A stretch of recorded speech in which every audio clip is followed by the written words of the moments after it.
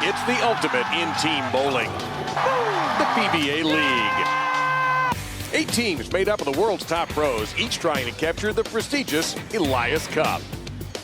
Tonight it's time for the finals. Jason Belmonte, Jacob Buttroff, and LAX go up against Kyle Troop, Wes Malott, and the Portland Lumberjacks.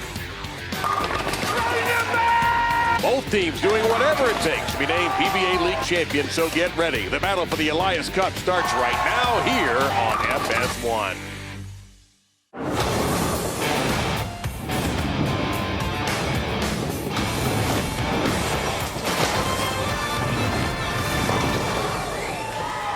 And we welcome you to one of the capitals of professional bowling, and you hear why.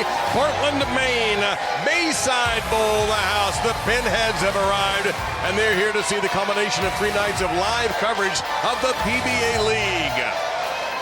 We're down to 2 teams after beginning with 8. On the left side, LAX, after taking out the defending champions, then beating New York City Kingpins. They're in against the hometown Portland Lumberjacks, who moved on over Brooklyn, and then in a dramatic, wild 3-ball roll-off, took out Dallas last night. And now, LAX has not won this Elias Cup. Is this their year?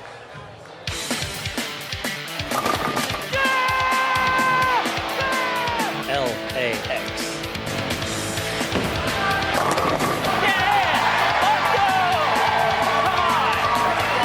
This is our year. Yeah, baby!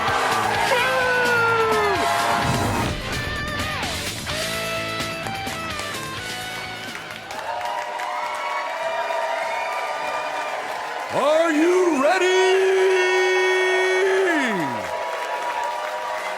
Here's the lineup for the number 4 seed LAX. Leading off, a 5-time PBA Regional Tour champion, Anthony Lavery-Spahr.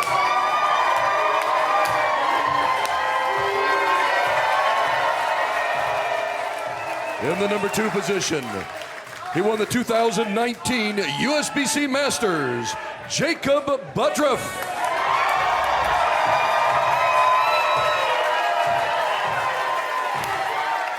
Bowling in third, a 2-time PBA Tour champion, Stuart Williams.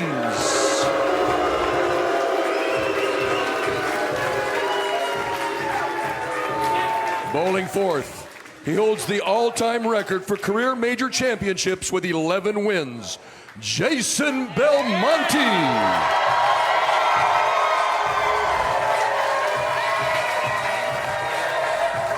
Bowling anchor, the 2015 PBA League Most Valuable Player, Dick Allen.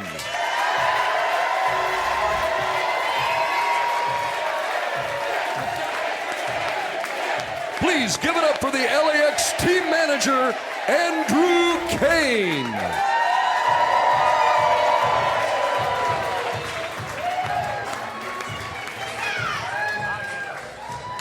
Also seeking their first Elias Cup title. Will it be paraded through the streets of Portland? What do you got, Portland? We are the Lumberjacks.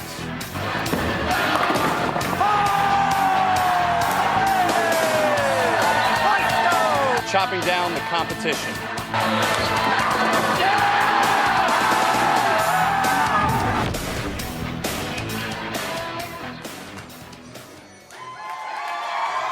Here is your lineup for the number 7 seed, Portland Lumberjacks. Leading off, he owns 3 PBA Tour titles, Kyle Troop.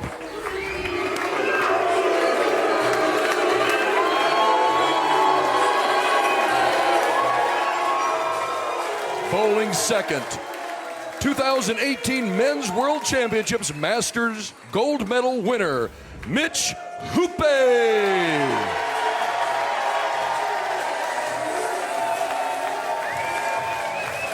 In third position, the 2019 PBA Playoffs champion, Chris Prather.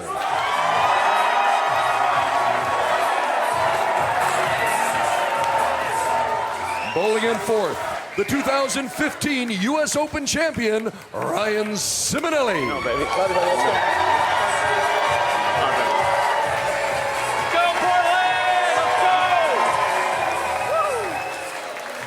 holding down the anchor position. 10 PBA Tour titles, including the 2013 U.S. Open, Wes Malott.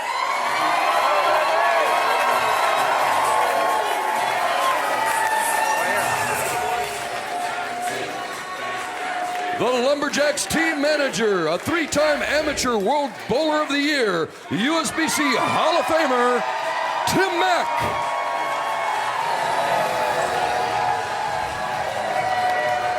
If you can't feel your heart right now, you're dead. We welcome you inside Bayside with Hall of Famer Randy Peterson and Kimberly Pressler. I'm Dave Lamont, and Randy, here we are, the third straight night of live coverage of this Elias Cup. And last night was another everything happened crazy last night evening. It really was. It started with LAX. You know, they got through with a sweeper, but two very close games against NYC. And then what Portland did, what a comeback. But this man right here, Stu Williams, he's my MVP thus far. He's been perfect throughout the competition. Anthony lavery-spahr coming back from that foul, he finished nicely.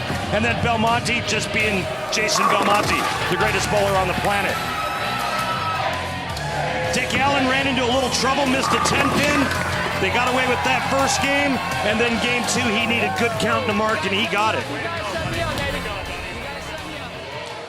But that was fun, and then it got nuts. All right, well, because Dallas Strikers, a great team, so experienced, the hometown Lumberjacks. Strikers have won it before, Lumberjacks haven't, and it came down to ringing the bell. And it sure did. What a great roll-off we had last night. Lumberjack Strikers, there's little Mason ringing the bell. Up first for the Strikers was Bill O'Neill. Then all he does was fillet the rack. 7-10 goes late. Malott must match. He does. By the way, Randy, I bet my house that Norm would strike. I'm still a homeowner. You are. Kicks the 10 out nicely. Simonelli, he has to match. That's 10 in the pick. Full rack attack. Now, Tommy Jones, the best anchor on the planet. Bad shot, 210. Kyle Troop needs 9 or better to send his team to the championship match. That's the happiest ringing 10 in the history of professional bowling, and guess what? Kyle is standing by along with Jason Belmonte and, of course, Kimberly Pressler. Thanks, Dave. So, Kyle, your team is coming off the high of an exciting finish last night. This crowd is behind you 100%. You guys are the hometown favorites. So with all that going on, how do you focus and get done what you guys got to get done tonight? Yeah, last night was great for our team to build the momentum going into today. You know, the crowd here in Bayside Bowl, we love them here. We know we have them on our side tonight. And the thing for our team has been to take control. We're bowling a lot of really good bowlers tonight, and our goal is to come out, take control early, handle it one frame at a time, and bring home the cup. All right, thanks, Kyle. And Jason, this is the third time that you've been in the final of this event. The first 2 times you did not take a win, but your teammate, Dick Allen, this week, he tweeted out that you are bound to win the Elias Cup at some point. Is tonight that night? Yeah, well, we'd like to think so. I mean, it's never easy bowling against the Lumberjacks here in Portland, but we're prepared. We're up for the challenge. You know, we have a previous MVP on our team tonight, and Dick Allen.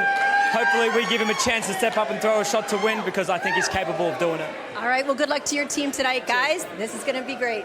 Oh, no, we can't wait. I mean, we cannot wait, Kimberly. Thank you. It is absolutely time for our PBA League oil pattern, sponsored by Firestone Complete Auto Care. Keep your car running newer, longer. Randy, what do we got? Well, same pattern we've been using for the last 3 nights. The Mark Roth, named after the 34-time Titleist Hall of Famer. 42 feet. The players are going to try to get it to that break point down the lane. The straighter players, you'll see the angle right there that they'll be using. And the heavy-handed players like Belmonte, they'll be in and swing into that spot. Jacob Buttriff and Simonelli, they'll be playing right around second arrow on the left side, feeding it just out to the left side of the lane and hooking it back to the 1-2 pocket. And speaking of the man, he is here. And they will hand out the Mark Roth MVP award tonight. And Randy mentioned at the top, Stu Williams, probably the front runner. But we got a busy evening tonight, because you're not going to get 2 games. You're going to get 4 games in 2 rounds with this Baker format of 5 bowlers, each bowler getting 2 frames. So Anthony lavery-spahr here is going to bowl leadoff, which means he'll bowl the first and 6th frames for LAX. And we will begin with them on the left lane. You know, the only thing I could think of when you were going through the format was holy roll-off. Oh, you're right. Because we could have a lot of them. 7 potential roll-offs tonight. Vicious ringing 10 there. That's what pretty much ended my career. Okay, who am I kidding? It was flat tens.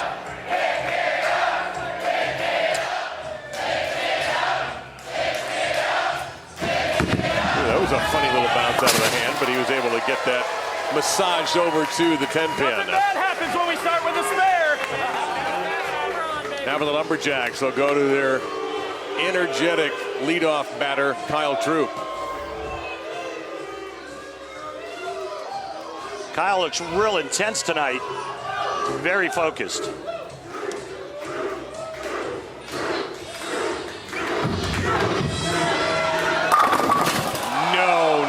No, not a stiff 9 to start things. You know, it wasn't long ago where he actually left that exact same pin bowling against Jason Belmonte in this building right.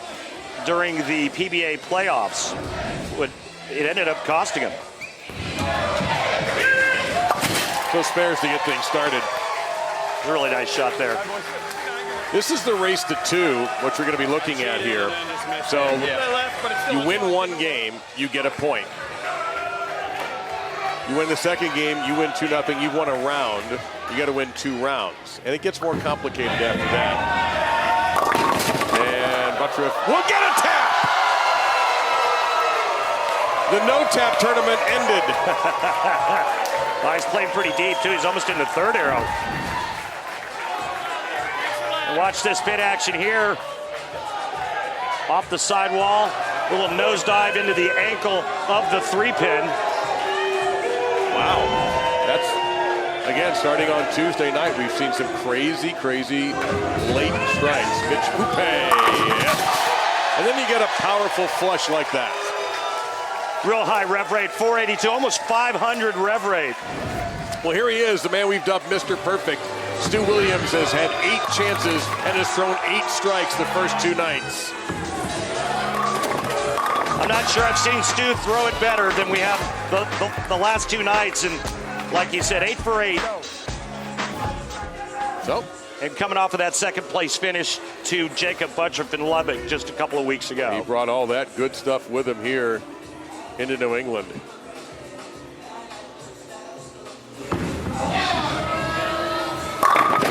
And the streak ends at 8. How dare you? That's, you know. Do they even know who you are, Stu? No, they don't. Even he's surprised.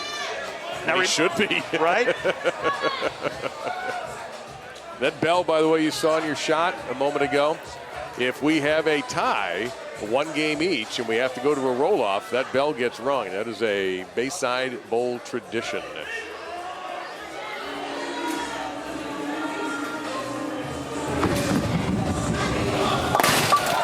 All right, Dave, I'm going to go down to Tim Mack.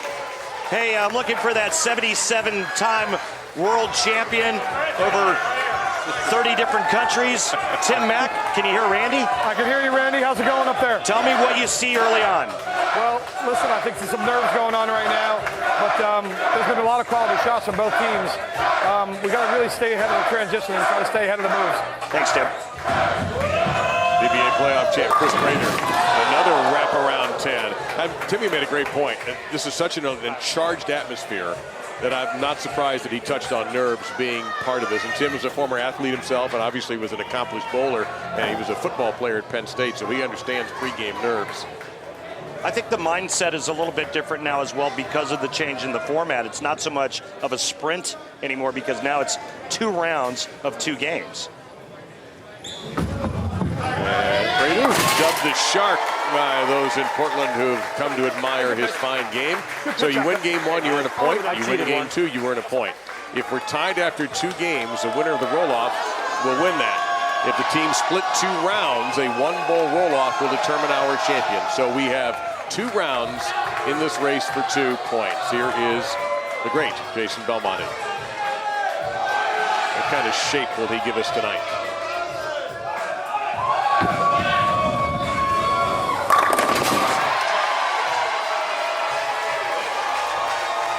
Dave, take a look at this motion here. I knew what I was doing.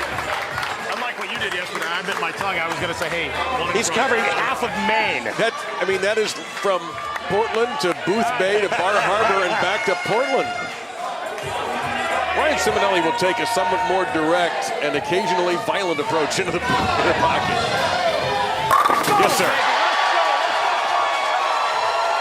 You've been Simonelli'd. And we're all tied up. 60 apiece. We have a 9-pin, 3 10-pins, and now we have the artist formerly known as Richie Allen. This is Dick Allen. And the Bear in the Bayside gets a kick save and a beauty on the 10. Remember, these two teams will flip lanes after each game. The LAX, the higher seed, they choose to start this championship match on the left lane. They'll finish on the right lane. Now, no one has thrown more strikes than Wes Malott. You notice these those spares. A couple of those open frames were little touch-ups in the 10th frames when things were decided. So he, too, has been utterly brilliant. That's his 10th strike. Wes Malott and Dick Allen, the anchor bowlers, have arrived. And we have arrived to find out who is going to win the Elias Cup, our 3rd straight live night of the PBA League on FS1.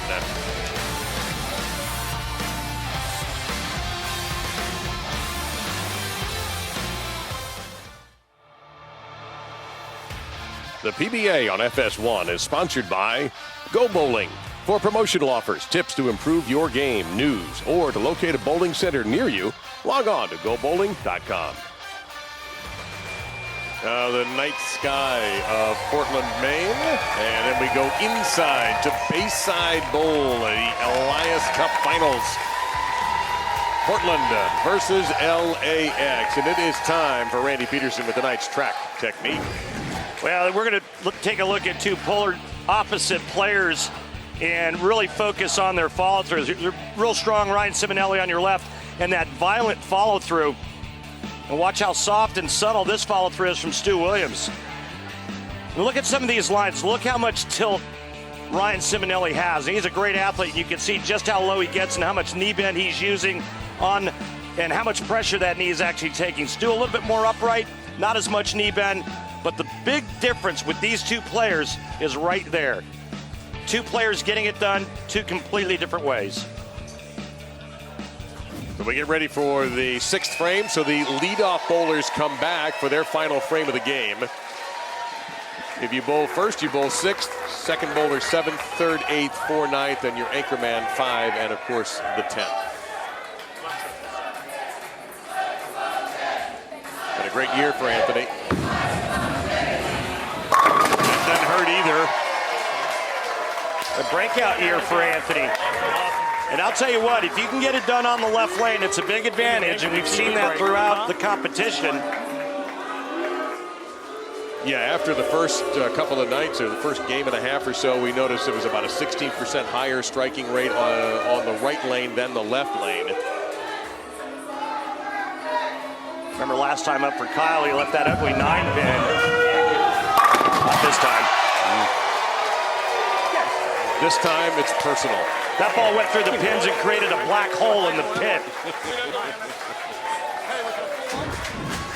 Watch this beauty. Hello. Yeah, still tied up now.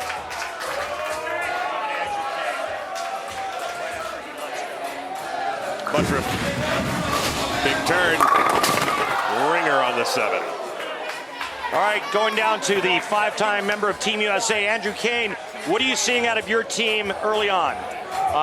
We're locked and ready to go. You know, we caught a break with Jacob's roll 3-pin, but we got some momentum. We got the same lineup we had yesterday, and we're feeling really good right now. And you chose to start on the left lane so you could finish on the right lane because? That's correct. We've done it the first 2 matches.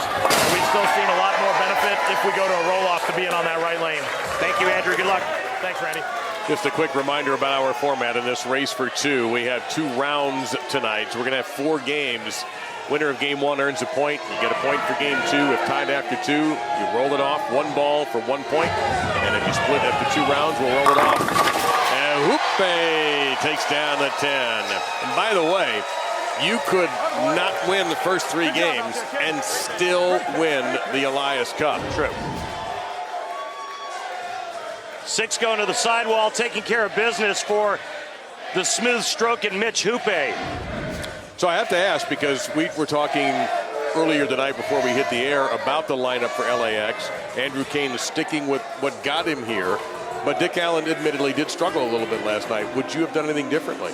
I may have looked at this guy right here or Belmonte, but it would have all been predicated on how practice went. Yeah, we talked him up in the beginning of the show. We had that highlight package, and now it's back-to-back ring 10s for Stu. Well, sorry, my friend. I'm not taking any responsibility for that. I'll take it. Okay, go ahead. Appreciate that. No, we dubbed him Mr. Perfect yesterday after his 8-for-8 start, and he's thrown 2 good-looking shots, just could not catch a break on the angle, and therefore the ring and 10s.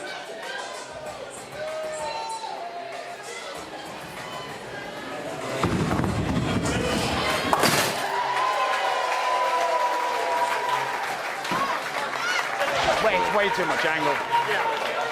Way too much angle. What does he mean there? He's crossing too many boards. He's too steep through the front part of the lane. Ball's going too far to the right, and by the time it gets back, it's a little late. Been a big year for Chris. He has to be considered when folks are voting for Player of the Year. My goodness. A lot of 10 pins being left early on. Another nice shot, but again, it's the ring 10. And see, that wasn't as steep an angle as we saw Stu Williams play. And it's still left the ring and 10. Well, the Lumberjacks have a slight lead. Prather's had 2 10 pins to deal with. Good spare shooter. Yeah, just once more, as you would understand. Now, here's the guy to set up the 10th frame for your team. And I mean, it's like, who do you give the ball to with 2 minutes to go in the game? Well, you could give it to the founder of LAX, Chris Paul. That wouldn't be a terrible decision. However, in this case, I think Belmo, as far as bowling goes, yeah. Take a look at his last shot there to the right of your screen. That was an absolute mirror image of the first shot thrown. He missed inside down lane at 45 feet by about a half an inch. That is remarkable. That's 2 lines, but it looks like 1. Now, Chris Paul, the founder of LAX, of course, he's an avid bowler and probably watching from wherever he may be at the moment.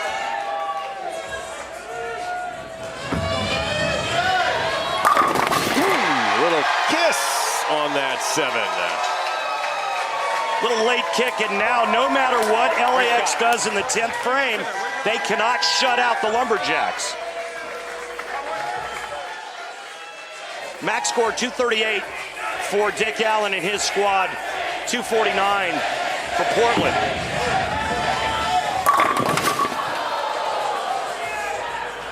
That's about a half a dozen ringers. Plus, I think we had a ringing 7, did we not? Let's see, 1, 2, 3, 4, 5 10 pins, a 7 pin, and a 9 pin. Every ball has been in the pocket this game, except for the trip 3 from Jacob Buttrick. Right. And again, Dick Allen missed a 10 pin. He did this last night in the 10th frame, and it didn't cost LAX. They ended up winning the game. Now do you start looking at a lineup change? Well, that's what I was a little bit hinting at, but I mean, he's a former MVP of the league. We know what he's done in this building, but the last 2 nights has been a struggle. He just needs pins, the big guy does. I think he can handle it. And the messenger will roll in the wrong direction, but that's okay for the Lumberjacks. Well, they'll take game 1, and they'll move over to the left lane. So in the race for 2 in round 1, the home side, Portland Lumberjacks, grab the first game in unexpected fashion. Not expecting it to come down to a mistake in the 10th, instead of some maybe big shots going up the lane. in the 10th. Does anyone need to film more? No, we can't change. No. Okay. What do you want to do? I need that to strike. Yeah, that's what I'm saying. I wanted to go around it, but I want to get the first one first. All right, well, you can go around it now. Go left and go around it now is what I'm saying. All right, so go left and go around it means what, Randy? Move your feet to the left and create more shape. So he's going to arc it more. He's going to curve it more. I hear you. I'm with you.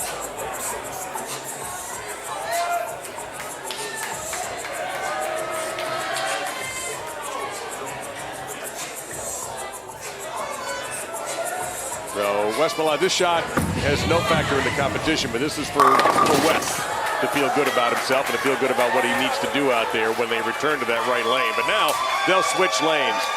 Portland has one leg up in the race for two, but remember, you don't have to win all the games to take home the cup.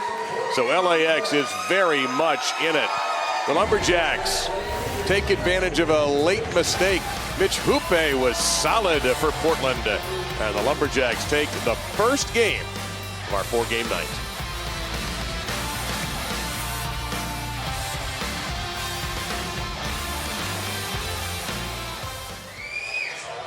So Portland's Lumberjacks have the 1-0 advantage over LAX.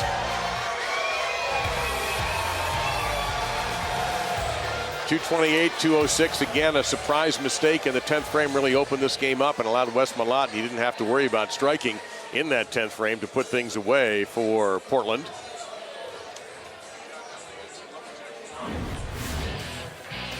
Randy, take a look at Strike Track. You've discovered something through geometry, my worst subject.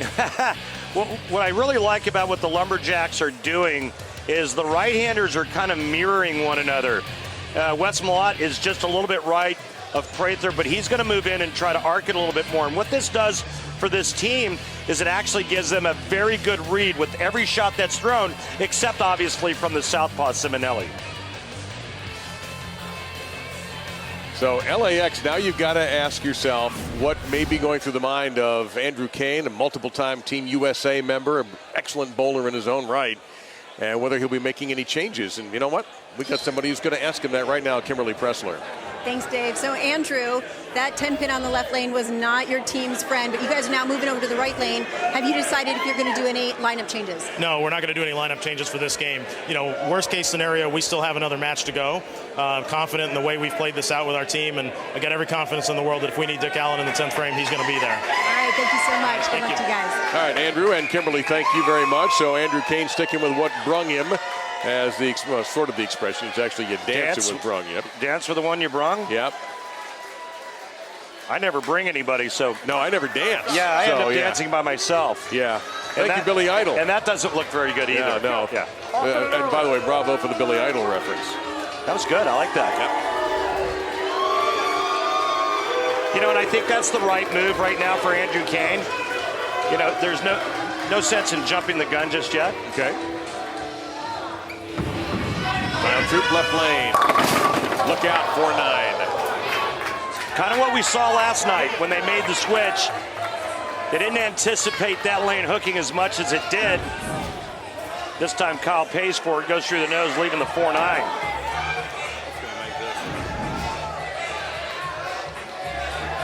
Looking to get the ball over to the left side of the 4-pin and slide it into the 9. Kind of like a cut shot in pool. Nope, got a little bit too much of the 4-pin, so an open frame to start off the second game of round one. 2 rounds tonight. 2 is a big number in this PBA League Elias Cup Championship night. 2 rounds, you win 2 points, but you have to do 2 games per round.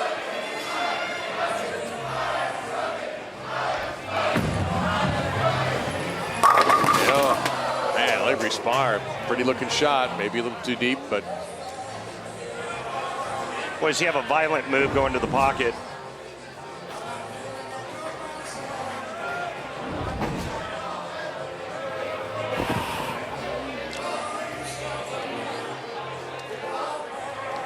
So a chance to give LAX an early lead here.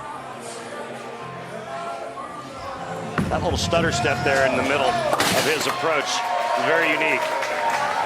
Last time I saw a player that had a stutter step that short may have been PBA champion Jason Hurd. That's going back a bit. That is. Wow. Now I'm going to go out on a limb and say that Mitch Hoope hits the pocket on this shot because he knows exactly the move to make off of what Kyle Troop did.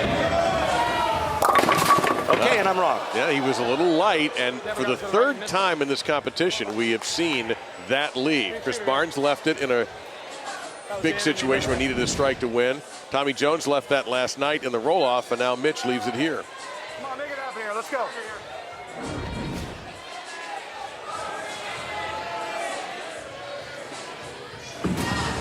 Going for it, missed it. Not even close. Back-to-back opens. Starting here now. And again, we see the left lane being problematic. So can Jacob Buttroff.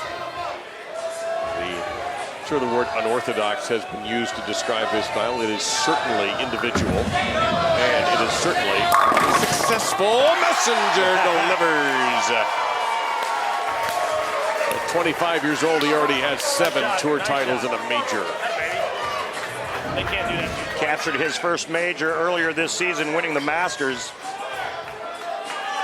Tomahawk on the 7. I haven't seen a lot of Messengers yet. That was about the first significant one of the night. I think my favorite thus far, though, was Bill O'Neill's last night. 7-10 standing. Messenger took them both out.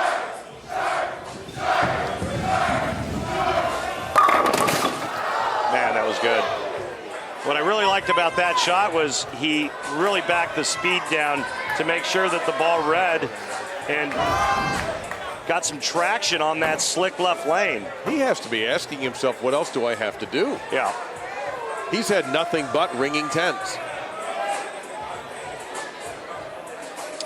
Third one in a row for Chris Prather. Yeah, he handles the spare professionally, but I just imagine his level of frustration right now is off the charts. Did you see it right there where he took the ball he's using and chucked it underneath? Yep. So there may be a ball change coming for Chris Prather. Yeah, that ball's going to the bench. Now Stu Williams, who Bulletin, this may have come across on Twitter, did not strike in his first 2 times across in the first game here in round 1. And he too leaving back-to-back ringing 10s. But they're over on the right lane now where there's a lot more strikes being thrown on this lane. And there you go. Have another ringing 10. No, thank you. Boy, a lot of them tonight. Wow. And that can change very quickly with the transition of the oil pattern. We're bowling on 42 feet, by the way. The Mark Roth pattern. Mark is here. And the MVP award named in his honor.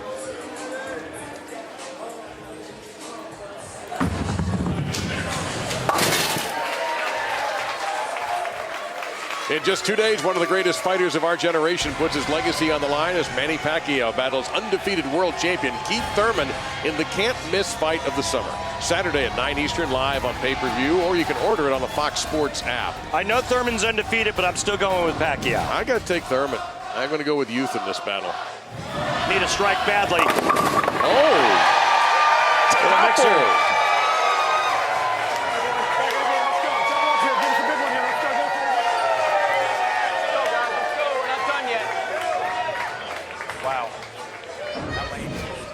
Tim Mack, what is the biggest difference on that left lane for your team? Well, right now, Randy, to the right, it really hooks down lane, and if you miss in a little bit, it doesn't read the pattern. So you got to do, if you're going to miss in, you got to be slow, and you just got to be cognizant of not having overbounce off the friction down lane. Thanks, Tim. Elbow. You know, it just looks like that ball should have a turn signal on it, right? When it starts to go left. I'm super slow. Like, for me, I just think those 2 shots that I threw, if I'd have got it as far right as I got it on that Getting lane, around on it just a little bit. and if I'd have got it in like I mean, that, it looks like somebody just kicks it But left. I think that's too hard. Yesterday, I didn't. I mean, I've been watching this guy for a while, and I still can't believe what I see sometimes. Yeah. I really can't. He's certainly put the wow factor in the sport. And a lot. Big double. Big Wes.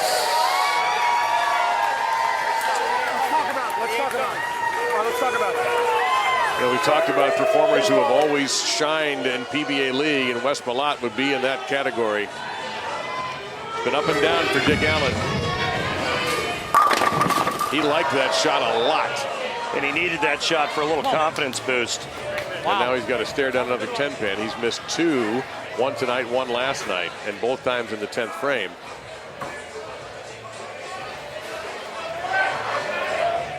The second one, the one tonight, was costly.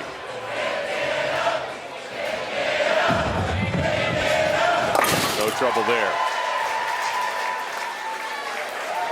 Very much up in the air. Nobody is running off and hiding tonight in the PBA League, the Elias Cup Championship evening here at Bayside in Portland, Maine, as LAX tries to even it up with Portland and get them to ring the bell.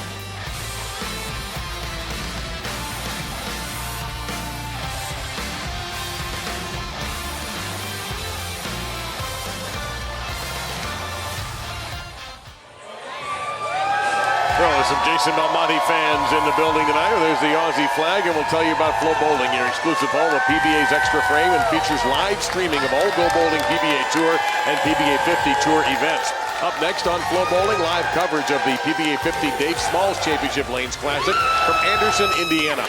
The action gets started on Sunday, so get your subscription today by clicking on the Flow Bowling link on PBA.com. And apparently we are now at a Boston Celtics game because the crowd is yelling, "Beat LA."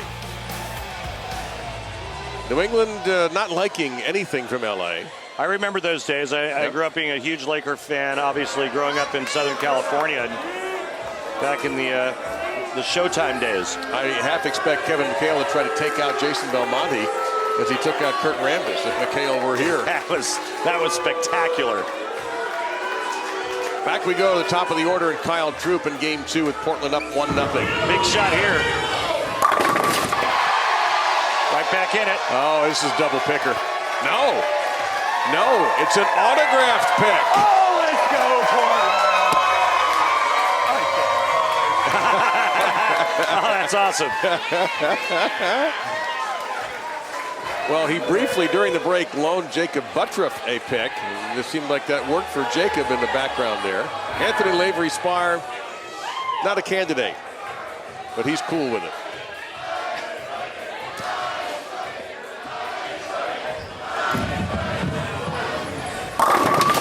That messenger, no, never going to get there. He almost left the light pocket 410 on that shot. Let's take a look at his footwork, Dave. It's a very unique game, and watch a little shuffle there. There's the first step, 2, 3, and then the pivot. A little hop right in the middle of that, and then just unloads at the foul line. Twin brother Sean also bowls on the PBA Tour. Hang on. That's a huge mistake, because now the Lumberjacks have just retaken the lead, or I should say, they have just taken the lead. Hoope now with a ball change, and they can increase their lead now to 19, just like that. He's been all over the pocket tonight. And splash down. When we were at break, Tim Mack, the manager, told Mitch Hoope to change balls. He told Chris Prather to change balls, and the last thing that was spoken was from Wes Malott, who said, whatever you do, just make sure you commit. You know, that got him jacked up in here. They're yelling Lumberjacks right now. Jacob Buttriff's going to have to quiet this crowd, this Portland heavy crowd here. That'll do it. Just an absolute collapse of the pocket. Yeah, it was almost like the pins just fell over from exhaustion.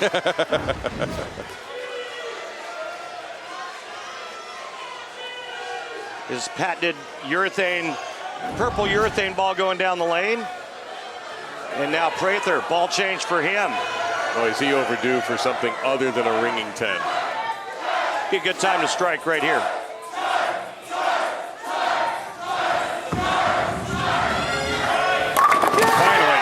Finally. Ball change successful. Remember, they opened the first and second frames, Dave. Now they've got 5 in a row and a 29-pin lead. Stu Williams, who incredibly, after going 8 for 8, has not struck. He's hit the pocket 3 times.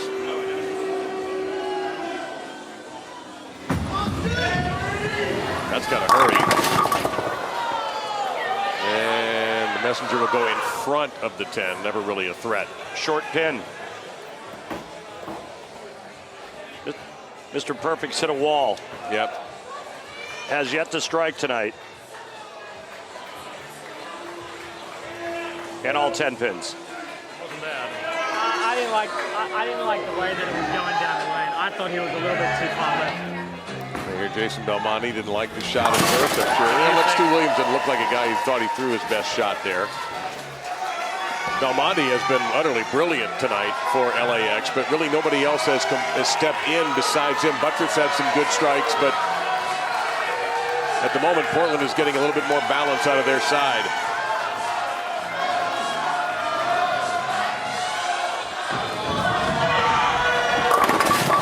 Ooh, bucket got busted up, but there's still a little bit of work there for Ryan.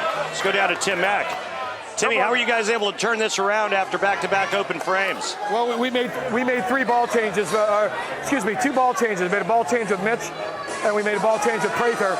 And obviously, it's paid off for us. We're going to make this spare here and see if the big guy can take us home. Thanks, Tim. All right, no trouble there for Ryan Simonelli. Blasted him into the pit. All right, Max score now for LAX, only 208. 224 for Portland. Jason, one of 3 guys you'd have to consider for that Chris Schenkel Award for PBA Player of the Year.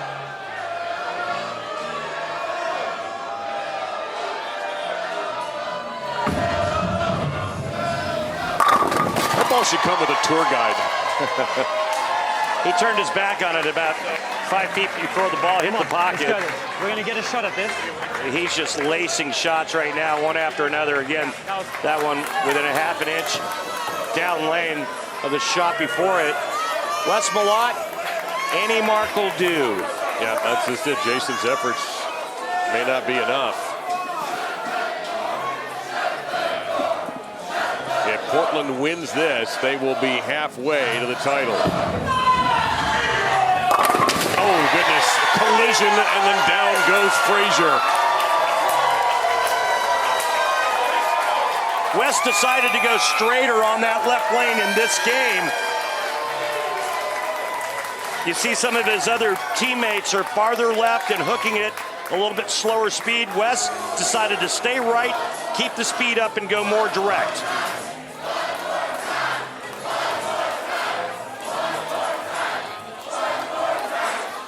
So Portland is going to do the first round in their favor. That doesn't matter. West didn't even look at it. It's going to be okay for the Lumberjacks. Round 1 goes to the home team. The Portland Lumberjacks have captured the first round. But you know what? You need 2 to win. More free beer they're calling for. That's what happens if you miss the 5-pin. You have to buy for everyone. Oh, what do you think the big fella's going to do here? He better not miss it. Get expensive. Yeah. He's got his pride after all. So the Lumberjacks take the first round. They've got to win 2 rounds to win the Elias Cup. So LAX can come back, win the second round, and we'll be rolling off for the title. Dick Allen with a ball change there. We get a little test track. Well, he went to something that curves more, and you have to move in and open the lane up. So he just left a 4-pin. He'll make an adjustment off of that, and then he'll try to make an educated guess as to whether or not he should try to hook it or try to throw it straighter. I'm just wondering, as we get ready to put this first round to bed, if the Portland Chamber of Commerce has scheduled a parade for the Elias Cup in case the Lumberjacks win this thing, because they are, after all, halfway there. They've got to win round 2 in order to do it, and LAX could lose the first 3 games and still win the Elias Cup. Don't go away, because this won't be over, as a great man said, till it's over.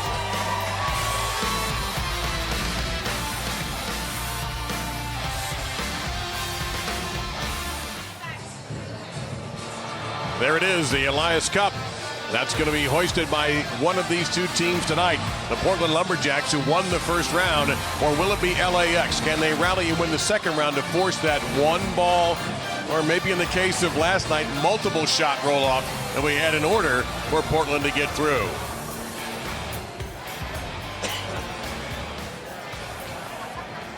So inside Bayside Bowl, Randy, we saw Portland win the first two. We saw LAX, almost everybody except for Belmo, struggling a little bit to find the pocket consistently.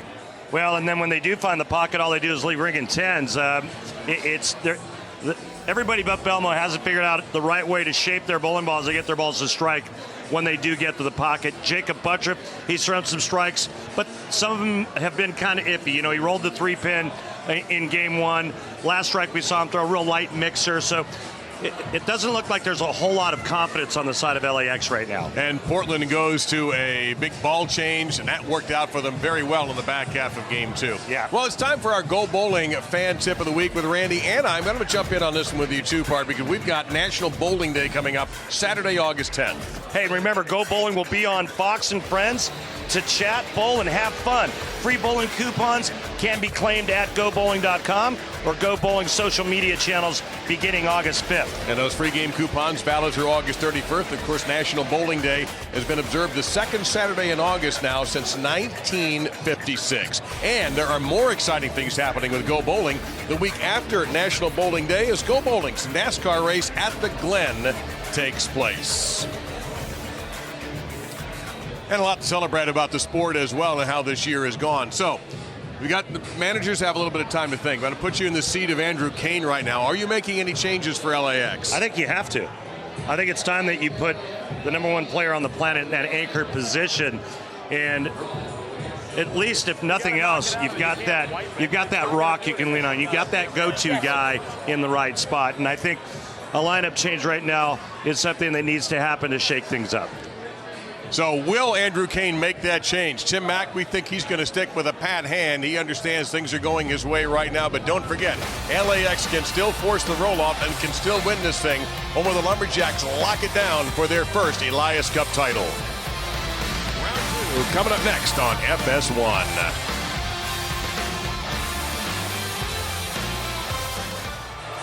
Back in Portland, Maine, the calm before we get going here for round two. With Portland taking the first round. You need two, though, to be the Elias Cup champion. LAX can still pull this off, Randy, but they got to get it together. Yeah, they've missed 2 10-pins in 2 games, one by Dick Allen and one there by Anthony. And then all of a sudden, the Lumberjacks got lined up through a 5-bagger to complete control. Malott, 10th frame, winner, chicken dinner. Well, we saw ball changes for Portland. Now we're going to see a lineup change for LAX. You hinted at this, and it has happened. And now Dick Allen moves from the 5 spot all the way to 2. Jacob Buttripp goes to 3. Stu Williams 4. And there he is, Belmo in the number 5 spot. I like that.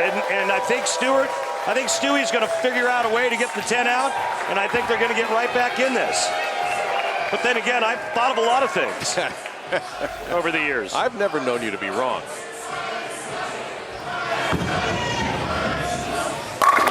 No lavery-spahr, though, on that problematic left lane. Andrew, talk to me about the change in your lineup. Yeah, we kept having some issues with Dick and his ball reaction out there. You know, I got no doubt he'd throw it, but we need to make a change. Jason right now is locked in, and he's the best player in the world, so we're going to try to take this second match with him in that spot. Thank you, Andrew.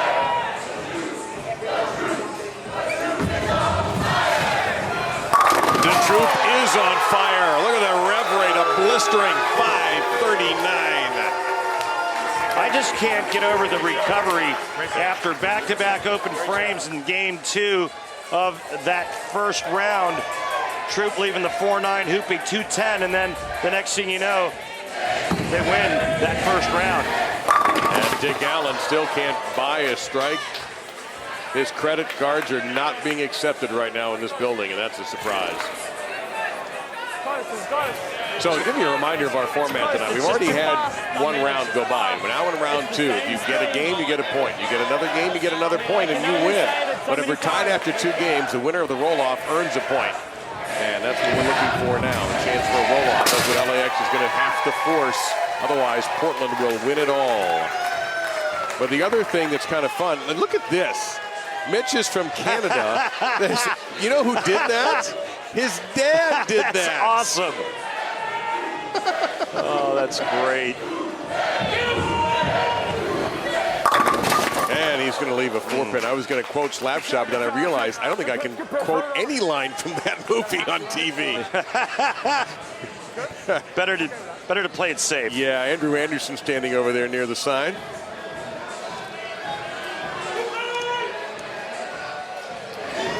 Mitch Hoope from Winnipeg. Yep. Has represented Canada before in international competition and has done very well as a PBA league rookie. Made a show earlier this season, finishing 5th at the USBC Masters. That's such a hard show to make, too. It is. Tough format. Messenger dropped on him. Yeah, and not what manager Andrew Kane was hoping for when he made this change. He was hoping for his 3, 4, and 5 players to string them together and then hope that Lavery-Spahr and Dick Allen could back it up with a couple of their own. Just the most unusual style out here, Jacob Butcher, and just like this shimmies to the foul line, rolls his wrist up under it, throws a conventional grip bowling ball. We talked about that a couple of nights ago on Go Bowling with Randy. And hey, this is another ball change for Chris Prather over here on this right lane. Well, the ball change on the left lane in the last game worked beautifully. He is way in and hooking it, and that was DOA. And I'm not really sure about trying to create that much angle with a rev rate under 450. And I know Chris can play all over the lane, but I'm not so sure he has to play that much. Well, that's kind of the Belmonte line. Exactly isn't it? right. But he's got a higher rev rate. Right. I know that. Right. Remember, I said he's a good spare shooter. Got it.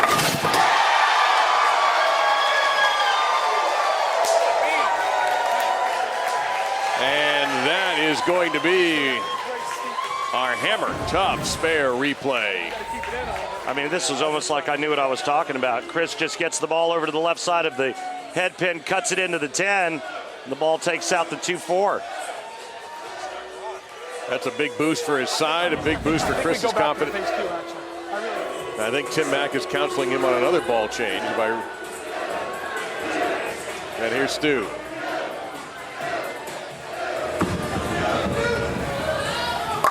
There you go, he's back. Finally, Stu catches a hit. Come on. We're going to go down and talk to Portland manager Tim Mack. Tim, talk to me a little bit about the ball changes that Chris Prather's going through and why so much angle. Yeah, well, in the practice shot, he didn't like what we saw, so he thought the ball rolled a little too early, so he went something a little cleaner. He just got a little too steep in the front of the lane. So we're going to go back to that ball that he used on the left lane, and we should be good his next shot. Thanks, Tim. And you see the flames coming out as Ryan Simonelli exceeds 20 miles an hour with that dart.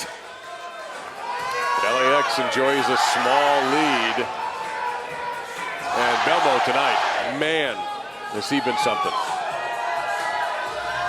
His shot making has been phenomenal, and to see if it continues, they put him in the spot where I guarantee you he feels he should be, and so does most of the world. Oop, quiet 10 for him, first time.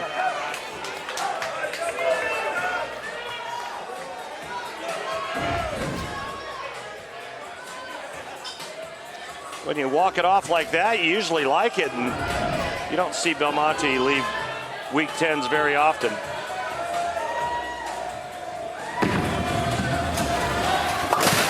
But you usually see him make his spares.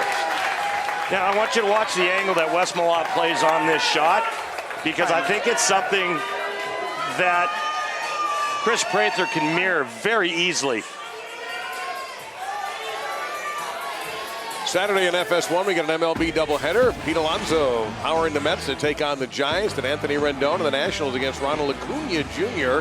And the Braves catch the action starting at 4 Eastern, 1 Pacific on FS1 and the Fox Sports app as we watch the angle. And the strike. See how much straighter that is? Yes. And Chris can play anywhere he wants. He can do anything to a bowling ball. And I'd rather see him do that. Something in his mind is telling him that's not the way to play it for him. Well, we'll see if he gets it straightened out. Right now, Portland is in this driver's seat for the moment to win the Elias Cup for the first time at LAX, and Anthony Lavery-Spahr not going away. This is far from over.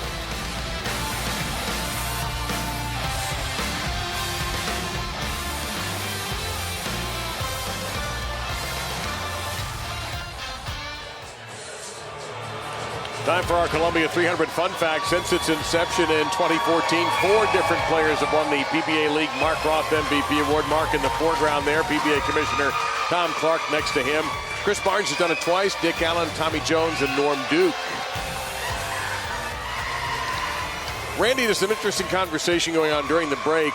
There's Dick Allen, one of our MVP winners.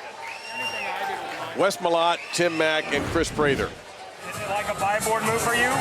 I move up on the approach, but it's a 5-board move for me normally. I'm just trying to feel you out to feel out where to go. Not off a watch out, just in general. If you're lined up, but your ball's starting to burn up, you need to jump in a zone, but you got to slow it down to get it. What do you do? Normally for me, it's probably 3 to 5, depending on what we're bowling on, and then a faster ball. Like cleaner. So like if I don't even change balls. Yeah, I know you don't. Okay, what are we gonna do? Let's figure out what we're gonna do next. So because my normal move from playing normal to where I'm at, they're a little tighter to the right. Yeah. So that's my point. Why I want to discuss this. Well, they're trying to get him lined up, and I don't think Chris is real comfortable right now in that right lane, and maybe unsure about which direction to go in, and so that's what they were trying to clarify. So Wes is saying, well, normally when you go to a different zone, what is your move? And you heard him say it. Wes Malott, he'll make that move up on the approach and not change balls. So they're just trying to get on the same page. Throughout the year, these guys go against each other, but one time a year they unite and work as teammates. It's one of the reasons this event is so fascinating as we begin Anthony Lavery-Spahr's second go-around here in the first game of round 2. Round 1 has gone to the Lumberjacks. If they win round 2, they win the Elias Cup and another ringing 10-pin.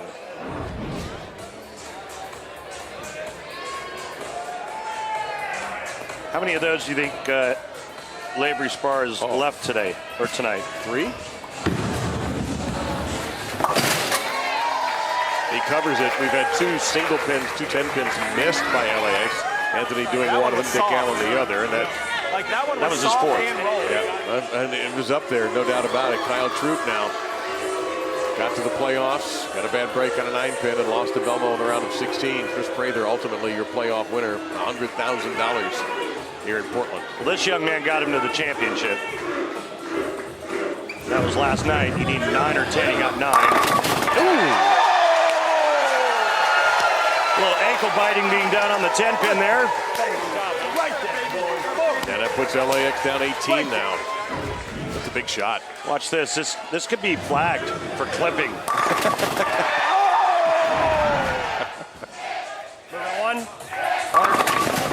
Oh, man. An absolute struggle for that man right there. He has changed equipment, Randy. We've seen that. What else can he do? I'd like to see him try to hit it harder and try to hook it more. Okay. Try to maybe bring his, increase his speed a little bit, move left, open up his angles, and try to catch it a little bit more. More revolutions, more power. Well, the Baron of Bayside, unfortunately, is having his kingdom turn against him tonight. The good news for LA is even if they lose this game, this contest is not over.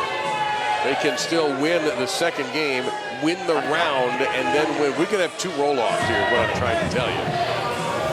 And Hoope has just given them a big aid, a big benefit. Get the wood. Well, Make sure and get you the wood. heard Wes Malott in that conversation with Tim Mack and Chris Prather say that they felt this right lane was a little bit slick to the right.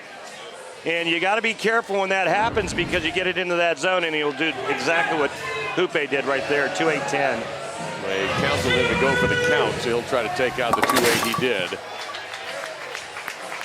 Well, just what LAX needed. We're only down 4 now. Andrew Kane, what do you tell your team to take advantage of that opening? Sorry, Randy, can you go again? Yeah, what do you tell your team to take advantage of that opening? Oh, absolutely. We just need to keep calm. We got to keep that speed down and keep that tempo down, but told them to go after it. And Buttriff surrounds the 10-pin and pushes it aside like a schoolyard bully. That was like gang tackling on the 10-pin. Watch this. There's like 4 pins over there. Somebody was going to get that 10-pin. Well, here's a big shot. Now here's Chris Prather. We heard all the conversation focusing on getting him into the right pocket. Ball change again. And that was a great shot. But that's exactly what I was talking about. That's playing the lanes very similar to what Wes Malott's doing. He threw it great. He got robbed. Was that phase 2? Since he's right-handed, Randy, I was watching the 10 get kicked aside. I almost called this a strike. Yeah, that's where the 6 goes to the sidewall, takes the 10 out, and it's like a blower 7. Unbelievable. Unlucky. Well, he apparently made a pretty darn good adjustment and just couldn't catch a break. And now LAX off a strike and in the 8th. That was big and for a number of reasons, but now their max score is only 221, and LAX can strike out for 227. And that information is courtesy of our scorekeeper, Mike Edwards, an invaluable member of our broadcast booth, to say the least, and along with everybody else who puts these shows together. Cannot tell you what a pleasure it is to be around this group. PBA champion, Mike Edwards. That's right. Yeah. So there's 3 of us here. PBA champion, PBA Hall of Famer, and guy who watches PBA. Okay, that works out. guy who does PBA shows. Fair enough. Here's Stu.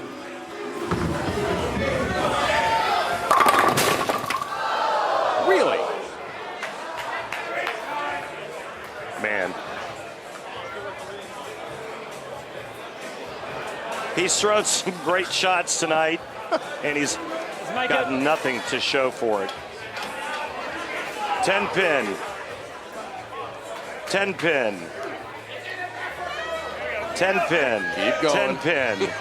Strike, solid 9. There you go. My goodness. Wow. And they could have really, really put Portland in a vice there with a double. Yeah, and now they're in jeopardy of losing the game. That was really good. It's a loss they can get away with if they win the next game. Simonelli's quietly been very solid.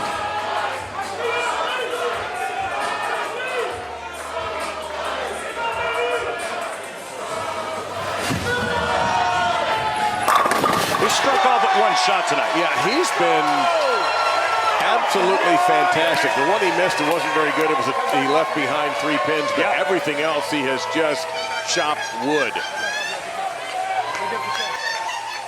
Hence the Lumberjacks. Yep, he's lived up to the team nickname. All right, what does Belmo have to do here?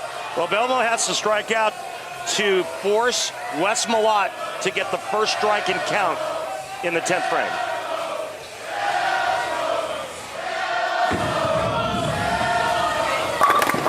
Oh, there's a break finally for LAX. There was stuff flying everywhere in the pit.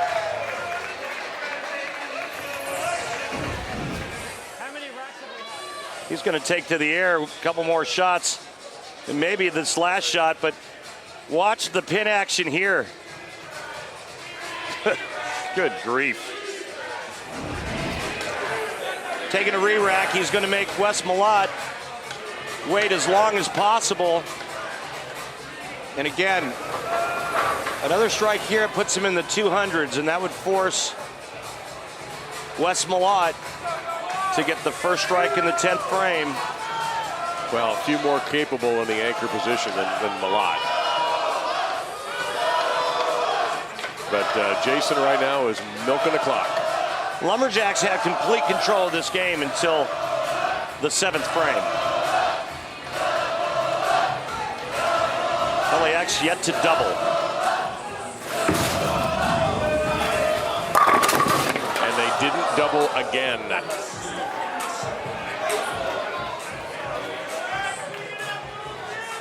So a 197 max for LAX. 5 10 pins for LAX this game.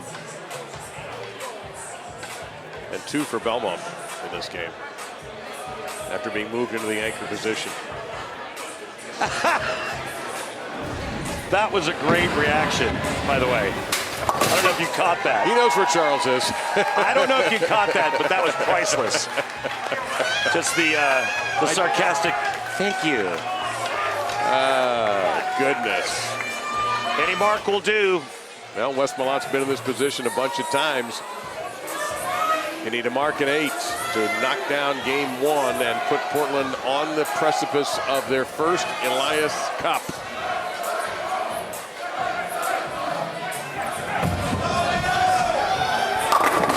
That's a mark.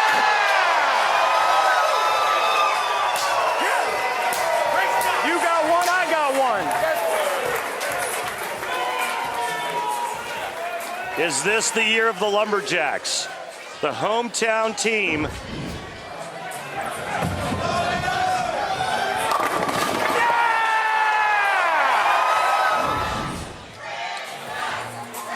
7 to win.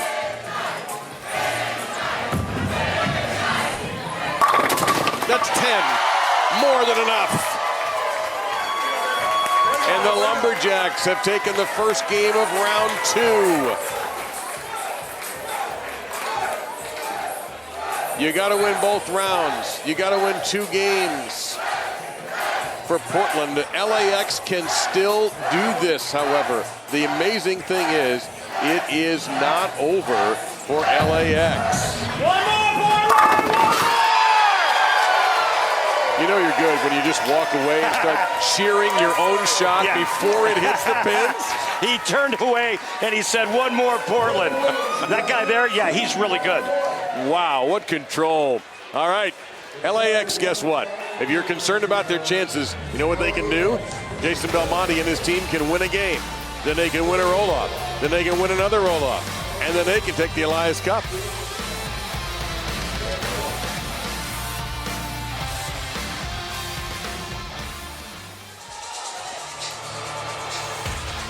PBA League Elias Cup Finals, down to our final game, but it may not be the end of bowling. Let's go to our Ebonite flashback, taking a look at last year's PBA League Elias Cup Finals right here in Portland at Bayside. And the Adams Splitters, man, did Chris Barnes have a day in those finals. I remember exactly what he did over on the west coast of this building. He went real straight, played that nice, straight, tight line. He ends up with the MVP award. And he got some help too. Tom Doherty, A.J. Johnson, Jesper Svensson, who happens to be standing right in front of our booth tonight. And Dick Allen was on this team as well. And they took down the Philadelphia Hitmen 2-0. That's the third Elias Cup for the Adams Splitters. Only 3 teams have won it. New York the first year. Silver Lake has done it 3 times. Dallas back-to-back. We're going to have a new champion tonight. Will it be LAX? They got some work to do. Jason Belmonte is standing by with Kimberly Pressler. Dave, they do have some work to do, but you guys are still in this. I hear there's a lineup change. Why don't you tell me about it? Yeah, well, look, here's how we're seeing this. We're a couple of hits away from being right in this match. Take nothing away from Portland. They've bowled phenomenally. But we know if we can just string a few strikes together, put a little pressure on them, we're actually closer to winning this than we were at the beginning of the match. We're 1 game away, 1 roll-off, 1 more roll-off, and the title's out. So it's really up to them now to lose it. It's up to us to grab it from them, and that's going to be our plan. Can you boil it down to one thing that's been a problem for you guys? I think it's actually been our break point length. It's just been a fraction long. The ball's gone a little bit too far down the lane. Hasn't quite made the corner well enough. So we've talked amongst ourselves. We've made our move, and hopefully we execute what we want to do. Pins will be cooperative, and we'll win this game. All right, thank you, Jason. Thank you. There's a confident guy right there. How can you not be when your last name is Belmonte?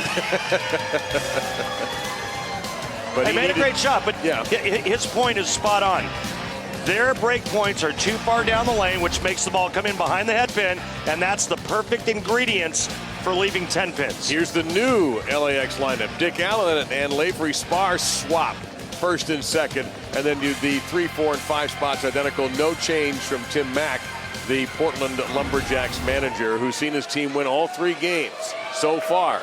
And you know what? Might not be enough. Oh, wait a minute, I stand corrected. Ryan Simonelli is now batting leadoff. This was just handed to us a second ago. And Kyle Troop has moved down to the 4 spot. Otherwise, Malat, Prather, and Hoope stay the same. So, let me get this straight. You have this winning ingredient, or ingredients, and then, right. and then you change something. Well, let's see. Let's see how it goes. I'll ask Timmy. I think you're going to. But first, Simonelli on the left lane, leading off now for the first time in the event. And once again, you've been Simonelli'd. Tim Mack, can you hear Randy? Yeah, I can hear you, Randy. So you What's guys up? you haven't lost a game yet, and then you move to the left lane and make a lineup change. What's going on?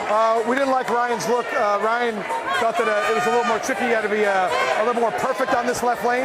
So we wanted to flop him out and hopefully get us going early and have Kyle, who's actually looked really good in this lane, put him in 4th right before West. So let's see if it pays off for us. Thanks, Tim. Thank you, buddy. Appreciate that. Well, it paid off for Simonelli, and Dick Allen is in his 3rd spot in the lineup tonight, and he still cannot cash in on any breaks. That's like his 89th 10 pin he's left tonight. Man.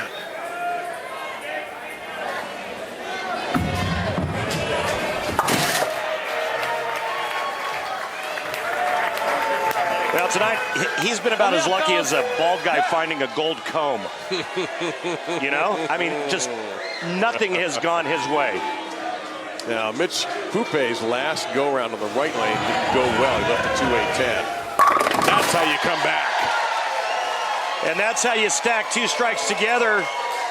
Simonelli gets him off to the good start, and Hoope right on top of it. Just one, right? I look at that sign, and I thought there's one line I can quote. They brought their toys.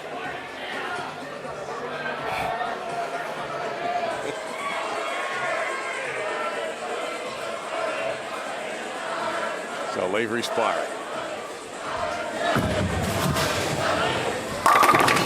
Yeah, there's a messenger that slides into the base. Well, that's one way to get the 10 out for LAX, is just throwing up pins at it. They've left a boatload of 10 pins. And I'm honestly too excited and too tired to go back and start counting how many 10 pins they've left in 3 games. Although, you know, I probably will. Oh, go right ahead. Chris Prather, he's had an interesting evening. He's also had a few 10 pins left behind, and he's also had a big miss. This time, slams it. 3 in a row for the Lumberjacks to get started on trying to lock down this championship. All right, you want to know how many 10 pins LAX has left? Hit me. In 3 games and 2 frames, they've left 13. That's absolutely staggering. Guess what? You're not going to win anything with pin carry like that. I hate to say this in the 3rd frame, Randy, but this feels like Buttriff has to strike. I kind of feel the same way. And how about a 7 pin? And a quitter 7 at that. They've left a boatload of those as well. From both right and left-handers. Sliding as he's letting go of the bowling ball. Very unusual. Typically what we see from power players is that that slide foot comes to a stop. Foot first, ball second.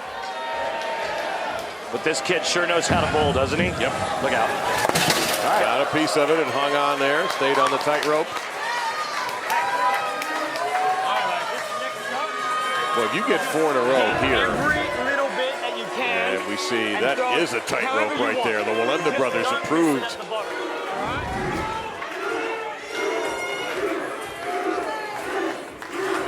Kyle Troop now bowling in the 4th position for the first time in this Elias Cup 2019 version. Well, they got this lane figured out.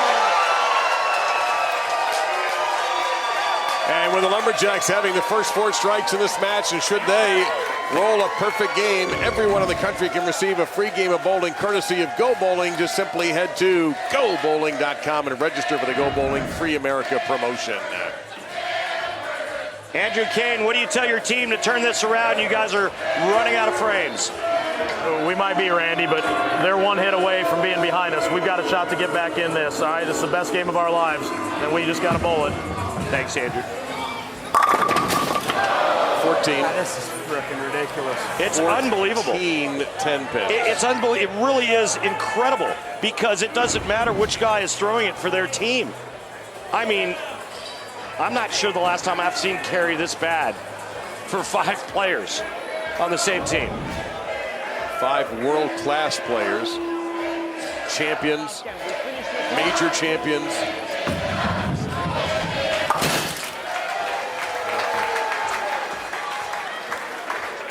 Maybe we're going to go to something. And now Wes Malott trying to make it 5 for 5.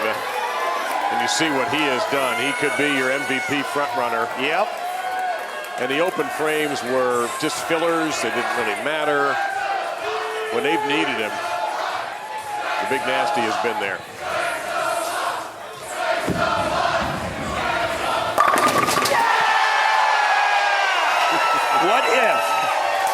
What if they close this thing out in style? Yeah, I hear you. Do you think there's any way we get out of this building tonight? I mean, we only have a 5:30 a.m. flight tomorrow. Nothing to it. Let's go right to the airport.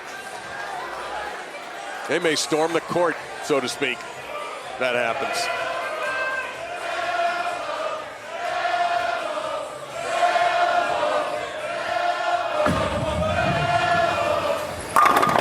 See, somebody can throw a strike on this team. All right, we started from here, boys. Right, let's do this. Talk about just being totally deflated, right? Well, they're deflated in LA, but right here in Maine at Bayside, they are inflated with confidence, with hope, and almost with the Elias Cup.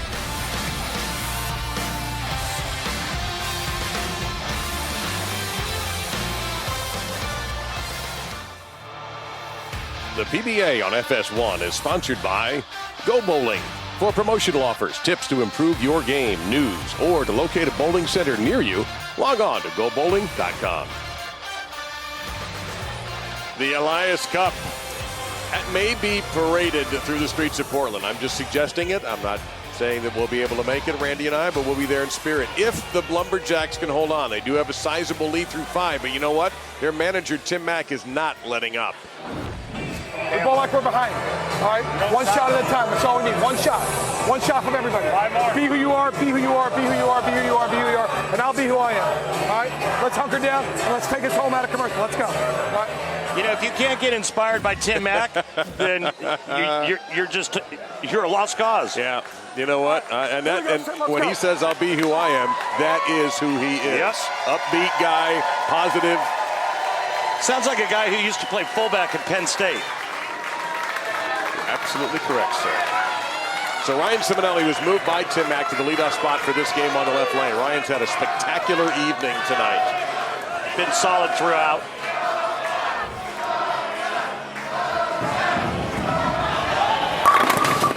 Well, the 300 is over. And really at this point, Randy, all LAX can hope for is, A, they got to string a ton of strikes. They also going to need some opens. What they're hoping for is that the carry turns around and all of a sudden the Lumberjacks can't strike and LAX starts stringing them. And they eat away at the lead. Now, if that happens, LA hasn't won a game yet. We'll have a roll-off for this round. And if LA wins that roll-off, then we'll have another roll-off. By roll-off, I mean one shot, unless, of course, the 2 shots match. So, still a lot of potential here for crazy, but this has to start now. Finally, Dick Allen. Finally. Well, glimmer of hope, but they still need help. I mean, right now, if you're on LAX, with the exception of maybe Jason Belmonte, who's one of the most positive people I've ever met, you got to feel like you're slowly being poisoned. Well, one guy who did have a big open earlier tonight was this one here, Mitch Houpe. Not this time. Took the curling broom to that 10-pin. Yeah, not bad. Look at, yeah, get him. Get him, Hansons. Old-time hockey, putting on the foil. Love it. Must-strike situation here for Anthony Lavery-Spahr.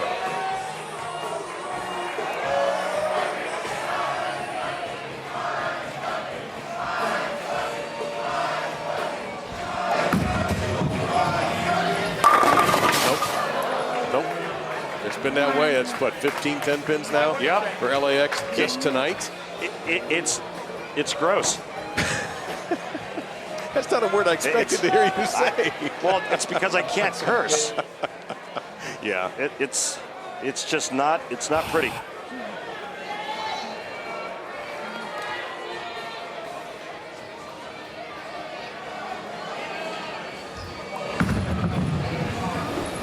Okay. That hangs on for the conversion. I freaking yammed on that one too. Chris Prather, who struck the first time up in this game on that left lane.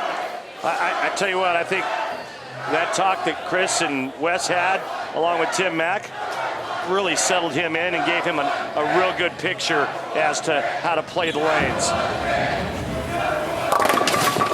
Oh boy, there was a little trouble there. They got broken up, so he's got a single pin he should be able to manage.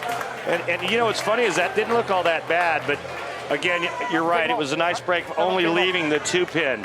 When you're 31 pins ahead, all you want to do is avoid open frames. And right now, with a spare, the Lumberjacks will be at 239 pace, and max score for LAX is 238.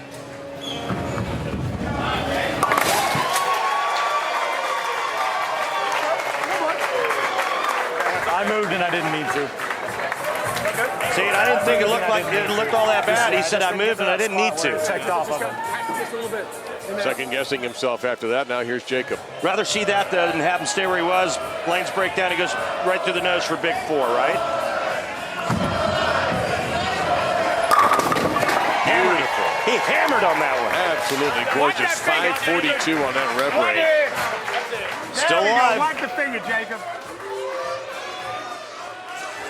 But here's somebody who could suck some of the life out of that alive right now.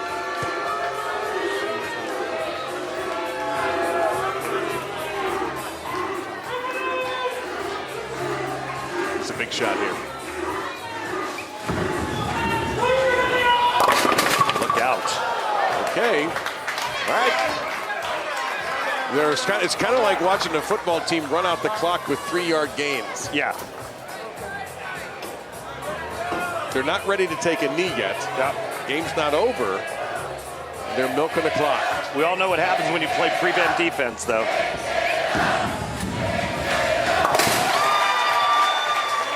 Way to work out there. Good job. Good job. Now we have the possibility of a tie. But Stu Williams must strike on this ball. All right. So if LAX strikes out and Lumberjacks, Wes Malott steps up in the 10th and goes strike spare, Please be a good guess. we will be tied. Cool. And then it could be like another hour of just endless roll-offs. It's just roll off after roll off after roll off.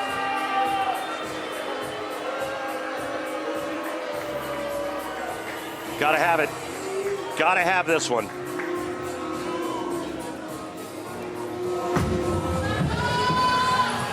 Oh, wide.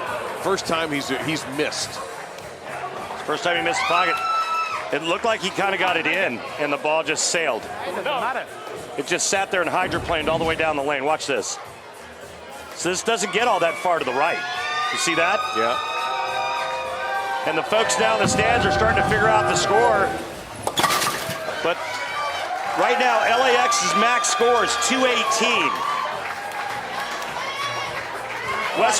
Wes Malott needs to stay upright. He's good at that.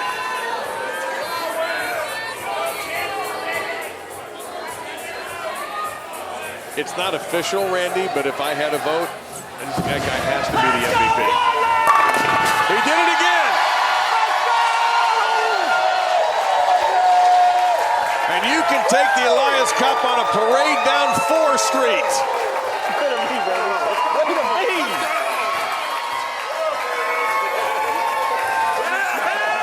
And there is Charlie Mitchell, the proprietor here in Bow, Portland. The hometown team has done it. The first title for the Portland Lumberjacks. They began their life as the Pittsburgh franchise. And then the love in Portland was so strong that the team was renamed the Portland Lumberjacks, and they finally have the title.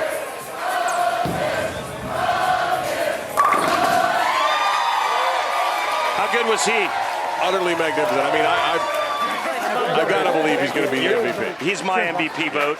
Yeah. Did everything he had to do and just was so good in the 10th. He was the perfect anchor man. Yeah. I mean, we saw others do very well. Tommy Jones with Dallas, but this guy was. And wasn't it interesting that night 1, he anchors game 1, and then they go over to the left lane? Yep. And they move him out of that anchor position. Yeah, they moved Ryan Simonelli in. For one game. For one game. And that was all she wrote.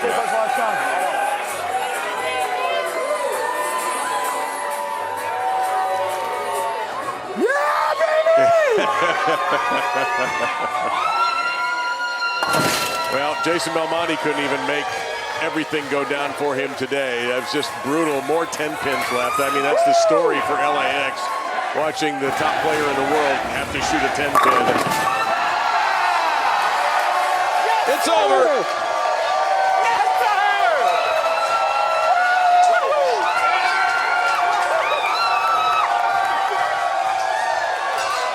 Really feel bad for Stu Williams and Belmonte and the rest of their team.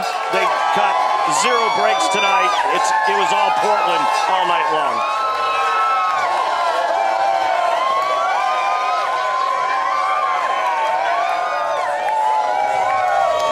Well, they deserved it.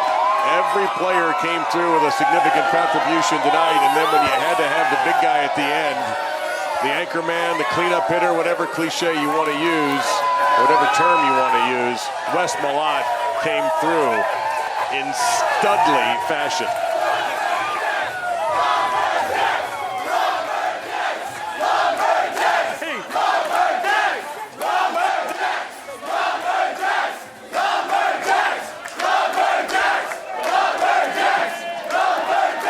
And in the middle of all this madness with PBA Commissioner Tom Clark and Tim Mack and the Elias Cup, Kimberly Pressler. Guys, I'm sure you can feel the excitement that's going on right now, but I'm joined by Tom Clark, the CEO and Commissioner.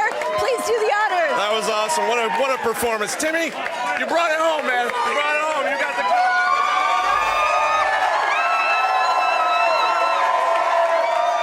Tim Mack is hoisting that trophy, he's passing it around.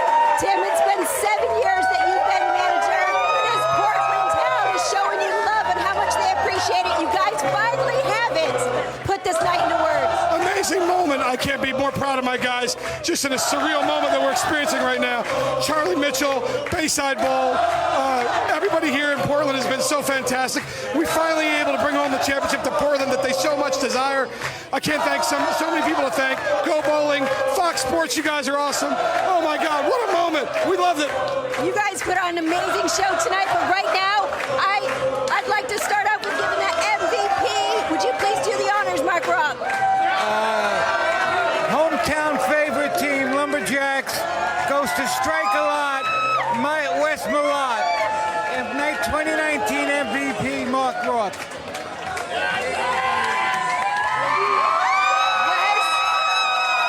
you worked hard for this. You worked very hard for this and came through with your team. How much does it mean to you that you're walking away with this MVP tonight? Well, it took a team to get this right here.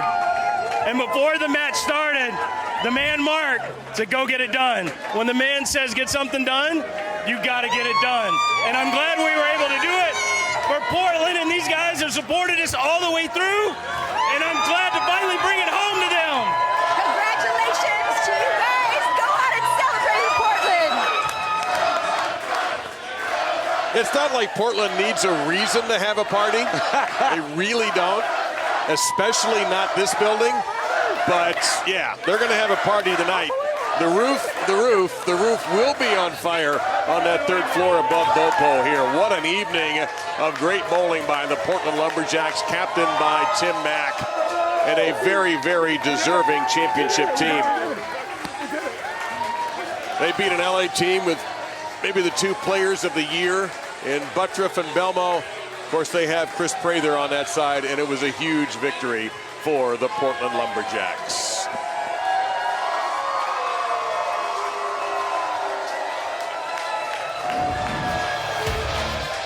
So the Portland Lumberjacks are your champions.